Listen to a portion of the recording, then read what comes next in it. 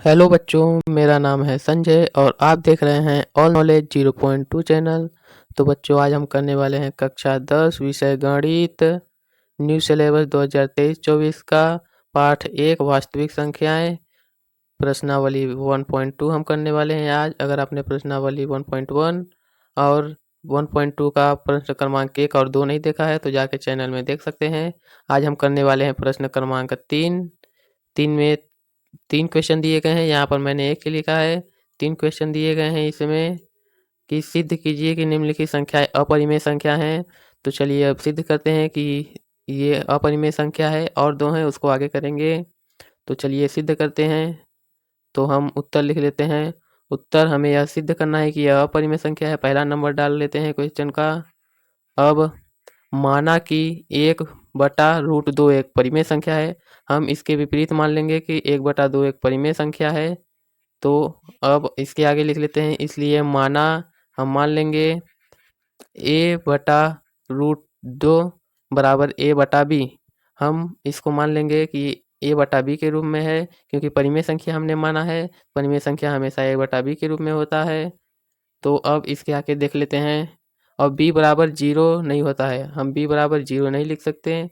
अब जहाँ a और b पूर्णांक हैं, a और b पूर्णांक हैं और a और b में एक के अतिरिक्त कोई उभयनिष्ठ गुणनखंड नहीं है। a और b में एक के अतिरिक्त कोई उभयनिष्ठ गुणनखंड नहीं है।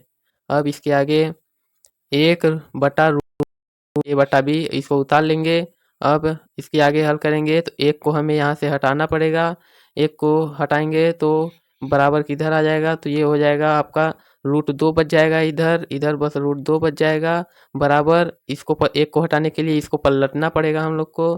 तो इसको पलट देंगे तो b/a आ जाएगा। इसमें b/a आ जाएगा और 1 हट जाएगा उस तरफ से। अब इसके आगे देख लेते हैं। अब 2a² बराबर 2b² बराबर 2a² बराबर b²। अब रूट यहाँ पे लगा है तो रूट को हमको हटाना पड़ेगा। तो यहाँ पे हम स्क्वायर लगा देंगे दोनों तरफ। स्क्वायर लगा देंगे तो ये हो जाएगा, रूट से 1 कट जाएगा और ये और स्क्वायर लगा देंगे तो कट जाएगा। तो रूट तो 2a² बचेगा बराबर b² बचेगा। अब आगे देख लेते हैं। इसको समीकरण 1 हम मानेंगे कि ये समीकरण 1 है। इसको समीकरण 1 मानेंगे। अब आगे देख लेते हैं। अतः 2b² को विभाजित करता है। अब 2 इधर आएगा तो बटा में जाएगा, भाग करेगा इसको। तो भाग करेगा तो b² को विभाजित करेगा। तो अतः 2b² को विभाजित करेगा। इसके आगे देख लेते हैं। अगर 2b² को विभाजित करेगा तो b को भी विभाजित करेगा। इसको हम समीकरण 2 मान लेंगे। इसलिए 2b को भी विभाजित करेगा। अब आगे देख लेते हैं। अब माना b बराबर 2 के। अब हम मान लेंगे कि b बराबर 2 के, जहाँ k कोई पूर्णांक है। हमने यह माना है कि b बराबर 2 के। अब b की जगह पर हमें 2 के रखना है। तो हम चलिए रख लेते हैं। समीकरण 1 में b का मान रखने पर तो 2a² बराबर 2k²। ये ब्रैकेट में आ जाएगा। ब्रैकेट में इसलिए आएगा कि ये दोनों तरफ दोनों नंबरों में स्क्वायर लगेगा। अब हमने इसको रख दिया है b की जगह पर 2k की जगह पर यहाँ पे रख दिया है b की जगह पर 2k। तो यहाँ पे ये आ जाएगा। अब इसके आगे देख लेते हैं। अब 2 से 2 कट जाएगा। अब यहाँ पे 2 है क्योंकि इस पे स्क्वायर लगा है ब्रैकेट के अंदर। तो 1 2 इधर बच जाएगा और 1 1 2 कट जाएंगे तो यहाँ बच जाएगा a² बराबर 2k²। अब आगे देख लेते हैं। अब अतः 2a² को विभाजित करता है। अब 2a² को विभाजित करेगा क्योंकि 2 इधर आएगा, भाग में जाएगा तो a² को विभाजित करेगा। तो a² को विभाजित करेगा तो a को भी विभाजित करेगा। यहाँ पर लिखा हुआ है इसलिए 2a को भी विभाजित करेगा। इसको हम समीकरण 3 मान लेंगे। अब आगे अब देख लेते हैं।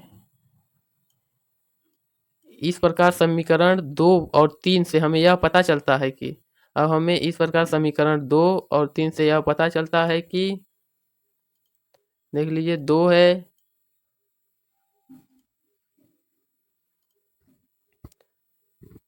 अब इस प्रकार समीकरण 2 और 3 से हमें यह पता चलता है कि ये 2 है और ये 3 है। हमें यह समीकरण से पता चलता है कि a और b का उभयनिष्ठ गुणनखंड 2 है। a और b के उभयनिष्ठ गुणनखंड 2 है। यहाँ पर 2 इसको विभाजित कर रहा है तो इसका उभयनिष्ठ गुणनखंड 2 हो जाएगा। इसको भी 2 विभाजित कर रहा है तो इसका भी गुणनखंड 2 हो जाएगा। जो हमारी कल्पना ए और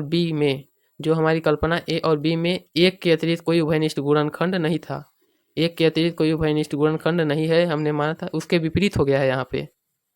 यह विरोधाभास हमारी त्रुटिपूर्ण कल्पना के कारण हुआ है।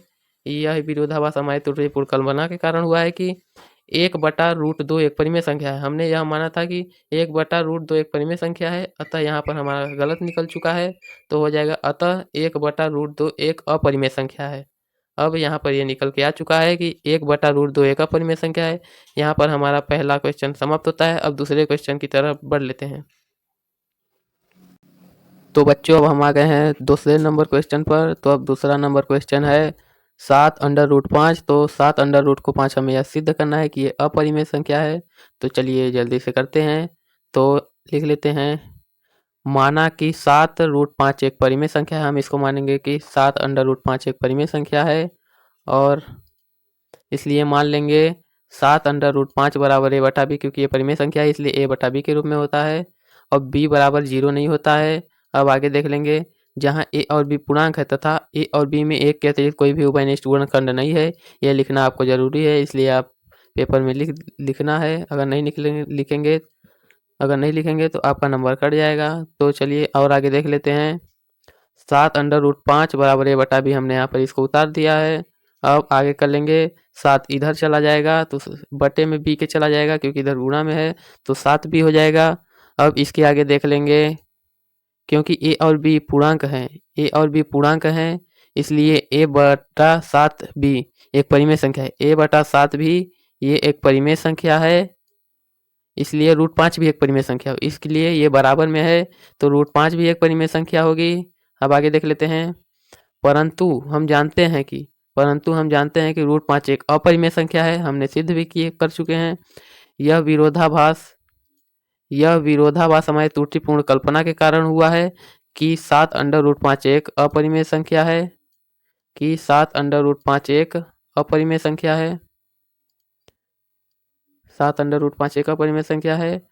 अतः 7√5 एक अपरिमेय संख्या है। हमने यह सिद्ध कर दिया है। तो दूसरा नंबर क्वेश्चन हो गया। अब तीसरा नंबर क्वेश्चन देख लेते हैं बच्चों। तो तीसरा नंबर क्वेश्चन पर आ जाएंगे। तो बच्चों अब हम आ जाते हैं तीसरे नंबर पे। तो तीसरे नंबर में क्या दिया है, 6 + √2। तो 6 + √2 को हमको सिद्ध करना है कि ये अपरिमेय संख्या है। तो चलिए करते हैं जल्दी से। तो लिख लेंगे, माना कि 6 + √2 एक परिमेय संख्या है। हम मान लेंगे कि 6 + √2 एक परिमेय संख्या है। अब इसलिए माना 6 + √2 बराबर a/b, क्योंकि हमने माना है ये परिमेय संख्या है, तो परिमेय संख्या p/q के रूप में होता है, लेकिन यहाँ पर हम बदल देंगे तो a/b के रूप में हो जाएगा, और b बराबर 0 नहीं होगा। तो लिख लेते हैं b बराबर 0 नहीं होगा। अब आगे देख लेते हैं, जहाँ a और b पूर्णांक हैं, ये दोनों पूर्णांक हैं, और एक के अतिरिक्त कोई भी उभयनिष्ठ गुणनखंड नहीं है